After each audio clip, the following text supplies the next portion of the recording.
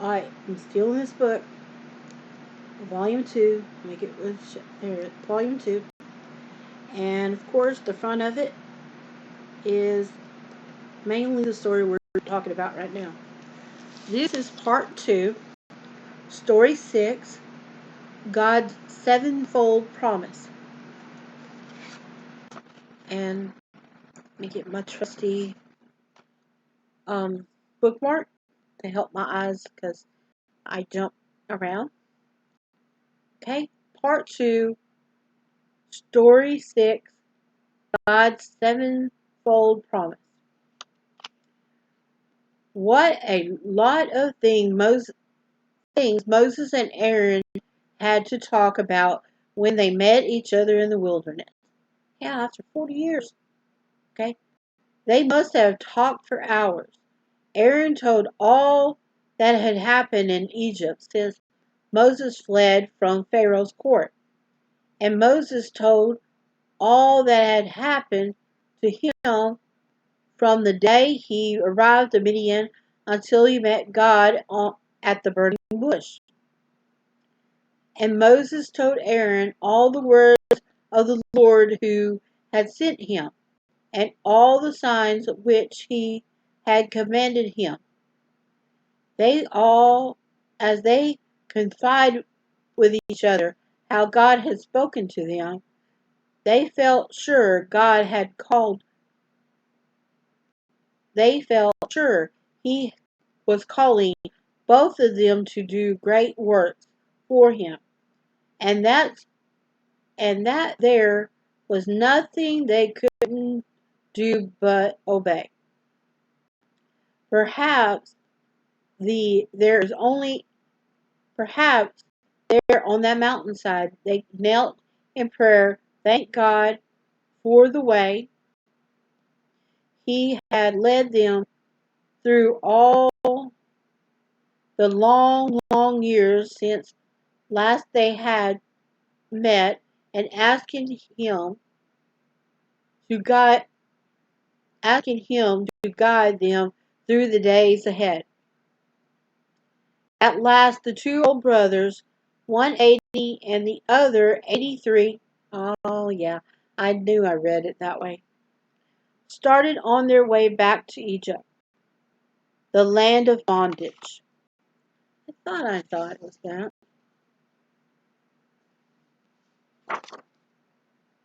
The land of bondage, tyranny, and tears. As hours after hours they walked along through the wild, desolate country, they talked of what they would do when they get there. First of all, they would meet with the leading men among the Israelis and tell them what had happened at the burning bush.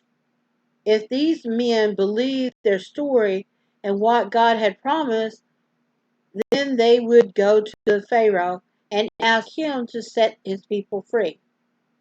Set the people free. And this is what they did. On reaching Egypt, they arranged a meeting with the elders of Israel. And Aaron spake all the words which the Lord had spoke unto Moses, and did the signs in the sight of the people.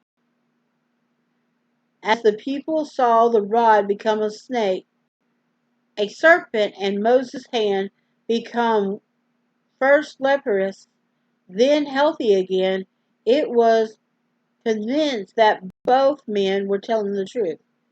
And when they had heard that God had said, I know your sorrows, I am come down to deliver them.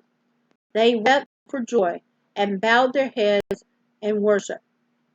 You may be sure that it didn't take long for the word to get around about what had happened at that meeting.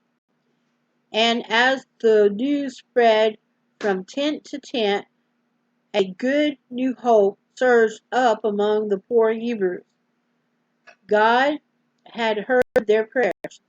God, he was about to save them. Joseph's promise would soon be fulfilled. But things didn't go as well the next day. When Moses and Aaron met Pharaoh, they found it was not going to be as easy as they thought it would. They thought to set Israel free. The Pharaoh had no intentions whatsoever of letting them go. And then at the bottom, 2-page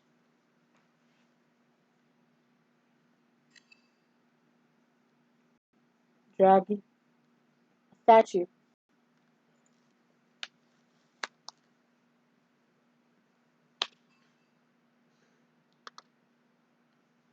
Said Aaron, Thus saith the Lord of Israel, Let my people go, that they may hold a feast unto me in the wilderness. Who is this Lord, snorted the Pharaoh, that I should obey his voice and let Israel go? I know not the Lord, neither will I let Israel go. This was bad enough, but worse was what was to follow. When Moses and Aaron explained that all they wanted was a moment for their people might go 3 days' journey to the desert and sacrifice unto the Lord, Pharaoh was furious. Who ever heard of such a thing? Slave asking to go a whole week's vacation. Ridiculous. And if they thought they could take a week off, they were not working hard enough. They must be given more to do. So the Pharaoh decreed that from now on the people of Israel would have to be given straw for their own brick making, but would have to gather it themselves while still making the same number of bricks as before. When the Israelis heard about this, they were frightened. How could they make the same number of bricks and spend a lot of time trying to find straw? That's impossible. And when they tried to do so, the taskmasters beat them without mercy, shouting, Fulfill your works, your daily tasks, as when there was straw. The leaders of Israel at last complained to Pharaoh, but all he said to them was, ye are idle.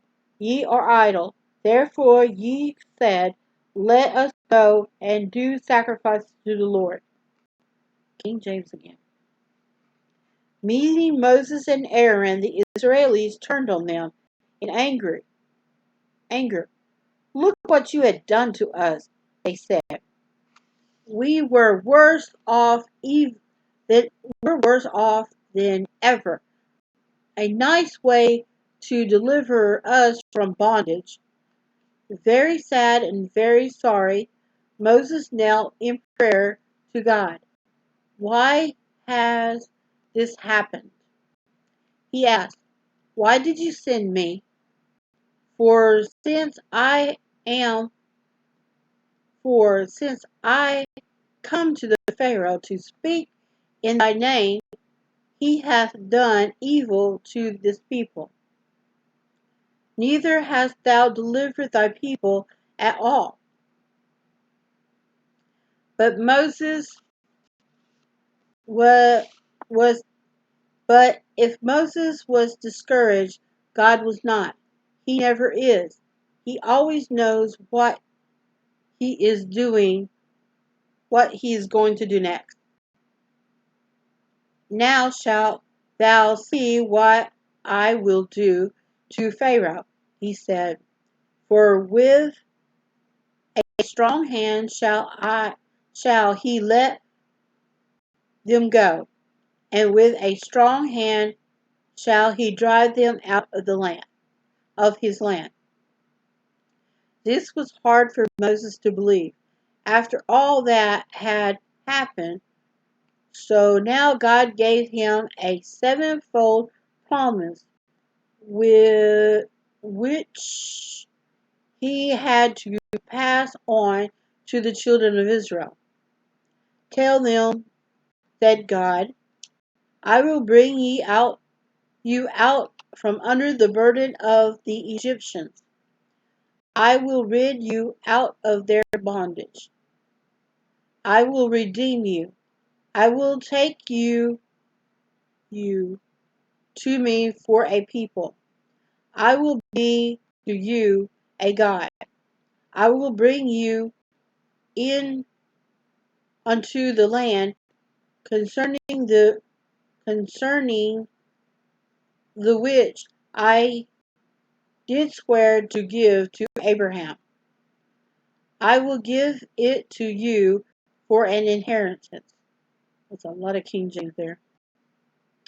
7 times God said it. I will, I will, I will. Moses believed, but the people didn't. When he passed on the sevenfold promise to them, they refused to listen. For anguish, for anguish of spirit and for cruel bondage, their spirits were crushed. Their hopes were dead. Things had never looked so dark to them. Yet it was the darkness before the dawn, for the hour of their deliverance was at hand. And then down at the bottom, it has them with the taskmaster over them, gathering straw for the bricks.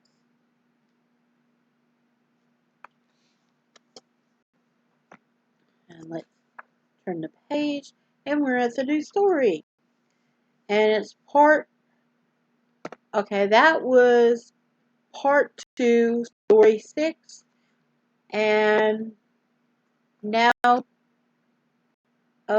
we're getting to the plagues. That's foreshadowing, but that's what we're getting to. And we'll see you in a bit.